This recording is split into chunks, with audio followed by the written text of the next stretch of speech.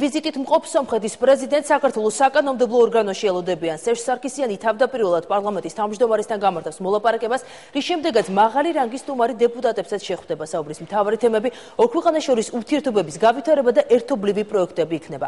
საკანონმდებლო ორგანოშია რატი მუჯირი, რომელსაც ჩვენ პირდაპირ ეთერში ჩავთავთ, რატი მოვიდა თუ არა უკვე სომხეთის პრეზიდენტი საკანონმდებლო ორგანოში. საქართველოს პარლამენტი მთლიან მზად არის სერჟ სარქისიანის და მისთან ერთად ყოფილი დელეგაციის დასახვედრად. ყველაფერი გამზადებული არის და პროტოკოლის მიხედვით დაახლოებით 9 საათში დაიწყება შეხვედრა საქართველოს პარლამენტის თავმჯდომარე დავით ბაქრაძესა და სერჟ სარქისიანის შორის. გარდა ამისა, შედგება შეხვედრა დეპუტატებთან, სათქმულო და მხარეები განიხილავენ საკანონმდებლო ორგანოში ორ ქვეყანას შორის არსებულ პოლიტიკურ ურთიერთობების და მათი გაღრმავების პერსპექტივებს. გარდა ამისა, იმ რეგიონალურ საკითხებს, რომელიც დაეხმარება რეგიონს მთლიანობაში აღებულს, რომ დაუახლოვდეს ევროკავშირს. საკითხები ეხება ორმხრივ ურთიერთობებს. საქართველოს და სომხეთი არიან მეზობლები, ისტორიული მეზობლები, ძალიან დიდი მნიშვნელობა აქვს ჩვენს თანამშრომლობას პოლიტიკური განვითარებისათვის. აქ არის ძალიან ბევრი შეხების წერტილი ეკონომიკაში, სოციალურ სფეროში. ამავე დროს მთელი ის მოლაპარაკებები, რაც მიმდინარეობს მუდმივად სამუშაო ჯგუფების თუ სამთავრობო დელეგაციების დონეზე, შეთანხმებები, რაც ფორმდება, ხელს უწყობს მთელი რეგიონის დაახლოებას ევროკავშირთან. სერჟ სარქისიანი პარლამენტში მოსვლამდე შეხვდა ქვეყნის პრეზიდენტს, რაც რა თქმა უნდა ასევე განიხილავს ორ ქვეყანას შორის ურთიერთობები. მისი თვითმფრინავით თბილისის საერთაშორისო აეროპორტში პირველ 12 საათსა და 20 წუთზე დაიშვა. 22 დღიანი ვიზიტის ფარგლებში გაიმართება რამდენიმე შეხვედრა. ხვალ კი უკვე იქნება შეხვედრა ბიზნეს ფორუმთან, საქართველოს სომხეთის ბიზნეს ფორუმთან, რითიც დასრულდება სერჟ სარქისიანის თბილისური ორდღიანი ვიზიტი. დიდი მადლობა რატის იყო რატი მუჯირი, რომელიც პარლამენტიდან საუბრობდა პირდაპირ ეთერში. სერჟ სარქისიანს ამ წუთებში პარლამენტში ელოდებიან, მანამდე კი სომხეთის პირველ პირ საქართველოს პრეზიდენტმა უმასპინძლა. პრეზიდენტის სასახლეში დახვედრის ოფიციალური ცერემონია გაიმართა, სადაც შესრულდა საქართველოსა და სომხეთის სახელმწიფო ჰიმნები. ცერემონიას ორი ქვეყნის პირველი ქალბატონებიც დაესწრნენ.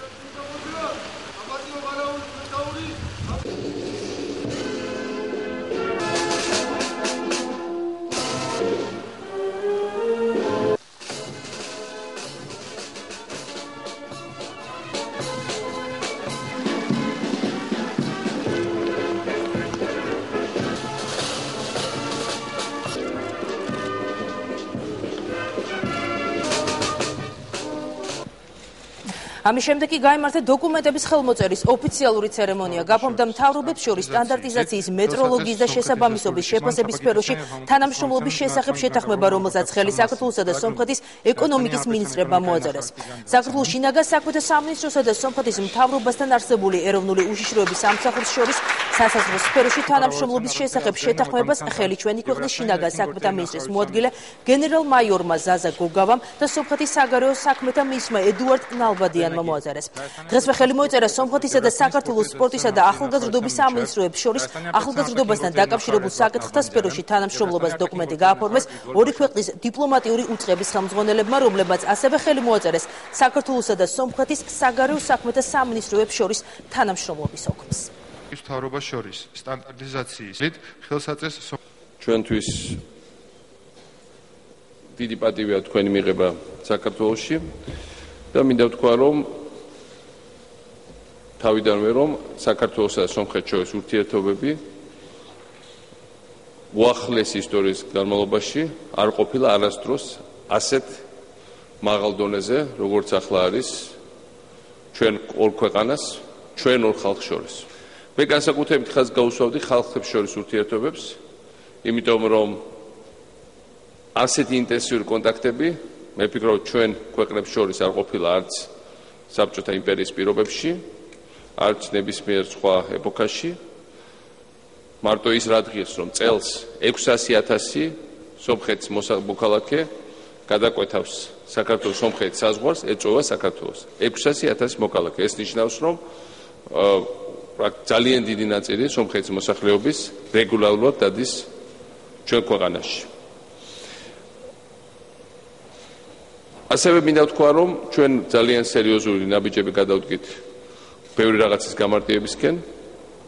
მინდა ვთქვა, რომ ჩვენი მეგობრობა გამოცდილია ასევე დროით, იმიტომ რომ 2000 დამავიწყდება ჩემი ვიზიტი ერევანში ამ 2 წლის წინ.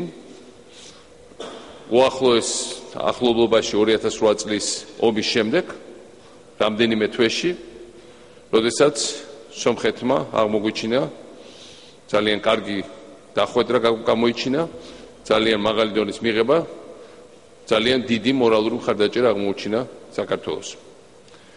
მე ასევე აღნიშნავ მაყოფილებით, რომ ჩვენ შევედით დამამთავრებელ სტადიებზე მოლაპარაკების, რომლის შედეგადაც ჩვენი საზღვრის გადაკვეთა უკიდურესად გამარტივება. ჩვენ ავაშენეთ სასაზღვრო პუნქტები, ახლა სომხეთის მხარე აშენებს სასაზღვრო პუნქტებს, ხსნით ახალ დამატებით სასაზღვრო პუნქტს და შემოწმება ჩვენი მოქალაქეების გამარტივება. ერთი იქნება შემოწმება ერთ პუნქტში. ესე იგი, ყველა მოქალაქეები, რომელიც სომხეთიდან ჩამოვიდა აქედან წავიდნენ სომხეთში, შემოწმებიან მხოლოდ ერთჯერადად და შემოწმებიან უმეტეს შემთხვევაში ამაზე მუშაობთ მანქანიდან გადმოსვლის გარეშე. ერთ სიტყვით, ის სიტუაცია, როცა წლების განმავლობაში გვიხდებოდა ერთ მხარეს დგომა, ნახევარი საათი, 1 საათი, ხანდახან რამდენიმე საათი, მეორე მხარეს დგომა, სხვადასხვა ფანჯრებში მისვლა, სხვადასხვა გადასახადების გადახდა, ეს პრაქტიკულად, ეს ბიუროკრატია მოისპობა და ეს იქნება ისეთივე გამჭვირვალე საზღვარი, როგორც არის მაგალითად შვეიცარია-საფრანგეთის საზღვარი და ბევრი სხვა საზღვარი ევროპაში. ჩვენ სხვადასხვა მინდა ვთქვა, რომ იგივე გავაკეთეთ უკვე ერთ-ერთ ჩვენ მეზობელთან, თურქეთის რესპუბლიკასთან და ეს სისტემა მუშაობს და კიდევ უფრო დახვეწილი სისტემა იქნება ახლა სომხეთის რესპუბლიკასთან. ამის გარდა ჩვენ პრაქტიკულად არ გვაქვს პრობლემა ორმხრივ ურთიერთობებში. ჩვენი მინისტრები პრაქტიკულად ყოველთვე დადიან ერთმანეთთან. უამრავი სხვადასხვა კონკრეტული სამუშაო ჯგუფი მუშაობს, რომელიც ყველა საკითხს ოპერატიულად აგვარებს და სახელმწიფოს შორის ურთიერთობები, არა მხოლოდ ურთიერთობებში არ არის პრობლემა, არამედ საერთოდ არ არსებობს არც ერთი სამუშაო საკითხი, რომელიც ოპერატიულად და ძალიან ჩქარა არ წყდებოდეს.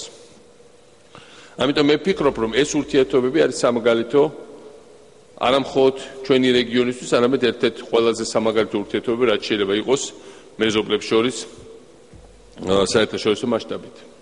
ამავე დროს მინდა თქვა, რომ ჩვენი კონცეფცია, რა თქმა უნდა, ეფუძნება ერთიანი კავკასიის კონცეფციას. მე დარწმუნებული ვარ, რომ ყველა კონფლიქტი, რომელიც არსებობს კავკასიაში, თავს არის მოხვეული იმპერიული ძალის მიერ, რომლის თავარი პრინციპია გათიშა და იბატონე და კავკასიის ყველა ქვეყნის, ყველა ხალხის ინტერესებში შედის კავკასიის გაერთიანება, კავკასიის ერთიანი ეკონომიკური სივრცის და პერსპექტივაში ერთიანი პოლიტიკური თანამეგობრობის შექმნა. ეს აუცილებლად განხორციელდება. ამას ალტერნატივა ჩვენი ხალხებისთვის, ჩვენი პატარა ქვეყნებისთვის ნამდვილად არ აქვს და ეს ეხება კავკასიის უკრებრივ ყველა ქვეყანას. ამიტომ მე დარწმუნებული ვარ, ის კონფლიქტები, რომელიც ხელოვნურად იყო თავზე მოხვეული ჩვენ ქვეყნებისთვის, ადრე თუ გვიან გადაწყდება, მე ვფიქრობ, ბევრად უფრო ადრე ვიდრე ვინმეს წარმოუდგენია. რაც უფრო ნაკლები იქნება ჩარევა გარედან, მით უფრო მეტად შევძლებთ ჩვენ საერთო ენა მოვნახოთ ერთმანეთთან და მით უფრო ჩქარა შევძლებთ ინტეგრირებას საერთო ევროპულ სივრცეში და საერთოდ რეგიონში, იმიტომ რომ ჩვენ ასევე ვართ აღმოსავლეთის პარტნიორობის წევრები. აღმოსავლეთის პარტნიორობა შეიქმნა სწორედ 2008 წლის ომის შემდეგ და ეს არის ის, რაც მიგვიზღვის იმისაკენ, რომ პარალელურ განვითარებულ რეჟიმში და ასევე დაახლოების რეჟიმში განვითარდეთ ევროპის თანამეგობრობასთან ერთად.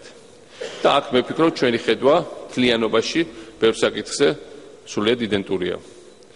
ამავე დროს მე მინდა განსაკუთრებულ მადლობა უთხრა სერჟ სარგისიანს, რომ თუ არა მისი პირადი წვლილი საქართველოს-სომხეთის ურთიერთობა ვერ იქნებოდა ასეთ დონეზე. ჩვენ მასთან ერთად მუშაობთ არა მხოლოდ მისი პრეზიდენტად არჩევის დღიდან, არამედ იმ მომენტიდან, როცა ის ჯერ კიდევ უბრალოდ სომხეთის მთავრობის წევრი იყო და მრავალწლიანი ძალიან ახლო სამუშაო ურთიერთობა გვაკავშირებს.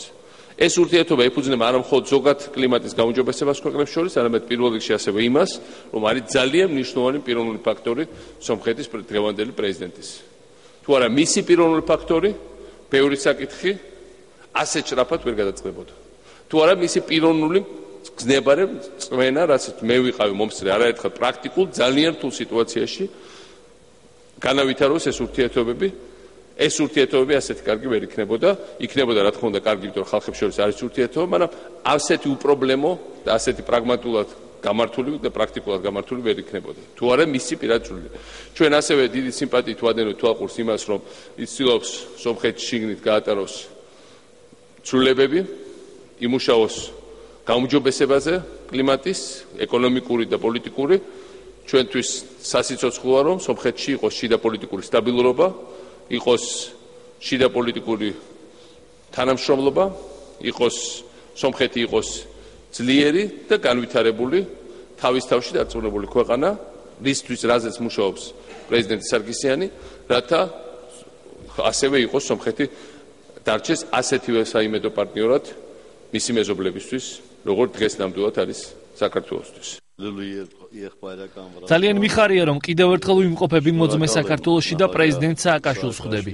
მინდა მადლობა გამოთქვა ასეთი გულთბილი დახვედრისთვის. კიდევ ერთხელ მინდა დავადასტურო საერთო პატივისცემა და მეგობრობა. მე დიდად ვაფასებ სააკაშვილის აზრს იმის თაობაზე, რომ ბოლო წლებში ჩვენ შორის ურთიერთობა დინამიურად განვითარდა. არაერთი მაღალი დონის ვიზიტი შედგა. საუბრობთ ურთიერთობის ყველანაირ ასპექტზე. ეს არის ენერგეტიკის და ტრანსპორტის, საპარლამენტო სფეროებში თანამშრომლობა, საზღვრების უსაფრთხოება. ეს ყველაფერი რა თქმა უნდა გაგრძელდება. რამდენიმე დღის წინ ბათუმში ჩატარდა სამთავრობოთა შორისო კომიტეტის მეცხრე სხდომა, რომელსაც ორი პრემიერ-მინისტრი ესწრებოდა. ჩვენს ქვეყნებს შორის გაფორმებული ხელშეკრულებები ურთიერთობის გამყარებას უწყობს ხელს. დიდ მნიშვნელობას ვანიჭებთ იმ შეთანხმებას, რომელიც უსაფრთხოების სამსახურებს შორის გაფორმდა და რა თქმა უნდა სასაზღვრო თანამშრომლობას. ჩვენ ვცდილობთ ავაგოთ პარტნიორული ურთიერთობა ორ სასაზღვრო სამსახურს შორის. ჩვენ დიდ მნიშვნელობას ვანიჭებთ ურთიერთობას, საბაჭრო ეკონომიკურ ურთიერთობებს ჩვენს ქვეყნებს შორის. სტატისტიკის მიხედვით 20%-ით გაიზარდა საბაჭრო ბრუნვის მოცულობა. ჩვენთვის პრიორიტეტულია სატრანსპორტო ენერგეტიკული სფეროები და კულტურა, იმიტომ რომ მომავალი თვეების მანძილზე ჩვენ უნდა დავიწყოთ ჩრდილო-სამხრეთის საგზაო ტრასის მშენებლობა, რომელიც შეერთებს ბათუმსა და ნინოწმინდას. ეს იქნება შესაძლებლობა, რომ საქართველოს პორტებისაკენ სატრანზიტო ნაკადი სწრაფად გაიზარდოს. ვიცით, რას ნიშნავს საქართველოსთვის გზები, რომლებიც იქნება ევროპულ სტანდარტებზე აგებული და ეს ყველაფერი ხდება იმისათვის, რომ ჩვენი ერების ურთიერთობა გახდეს გაცილებით უსაფრთხო და ამას საშუალება მოგცეს გაუმკლავდეთ იმ გამოწვევებს და იმ საფრთხეებს, რომელიც რეგიონში არსებობს. ჩვენ ვცდილობთ პრაქტიკული ნაბიჯები გადავდგათ ამ მიმართულებით. დოკუმენტების გაფორმების შემდეგ კი გაიმართა ორი ქვეყნის პრეზიდენტების პირისპირ შეხვედრა, ორ ქვეყანას შორის ერთობლივი პროექტები, თანამშრომლობა და სამომავლო პერსპექტივები. საუბარი შეეხო როგორც სოციალურ და ეკონომიკურ, ასევე უსაფრთხოებისა და საზღვრის დაცვის სფეროში გასახორციელებელ ერთობლივ პროექტებს. სომეხ კოლეგას მიხეილ სააკაშვილმა პრეზიდენტის სასახლეში უმასპინძლა. სააკაშვილმა სარქისიანს საქართველოში მიმდინარე პროექტების მაკეტების დაათვალიერებინა და ქვეყანაში დაგეგმილ სიახლეებზე ესაუბრა. დახურულ კარს მიღმა გამართული მოლაპარაკების შემდეგ მხარეებმა ერთობლივი ბრიფინგი გამართეს, სადაც საქართველოსა და სომხეთს შორის წლების განმავლობაში არსებულ კეთილ მეზობლურ და მეგობრულ ურთიერთობაზე ისაუბრეს.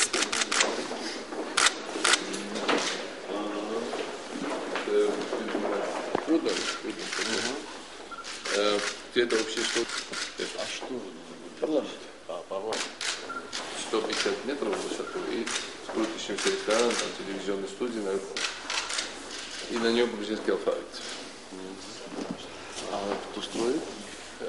Там это половина наш, половина бюджет. Сегодня встретите там.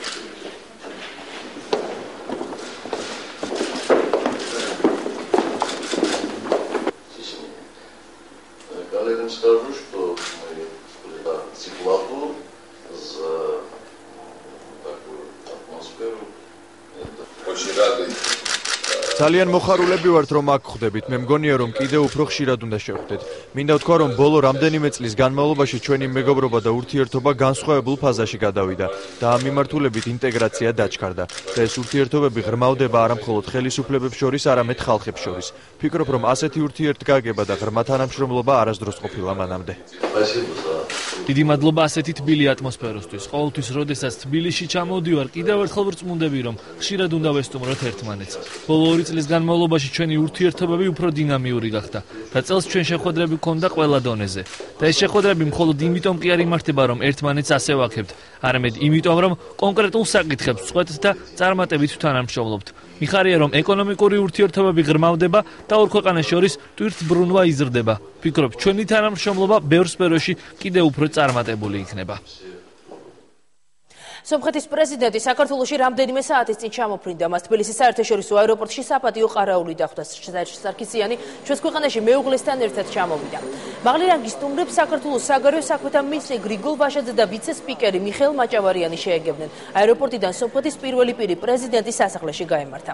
ვიზიტის ფარგლებში სარქისიანი საქართველოს აღმასრულებელი და საკანონმდებლო ხელისუფლების წარმომადგენლებს, ასევე საქართველოს კათოლიკოს პატრიარქს შეხვდება. ორდღიანი ვიზიტი კი ხვალ საქართველოს სომხეთის ბიზნეს ფორუმით დასრულდება.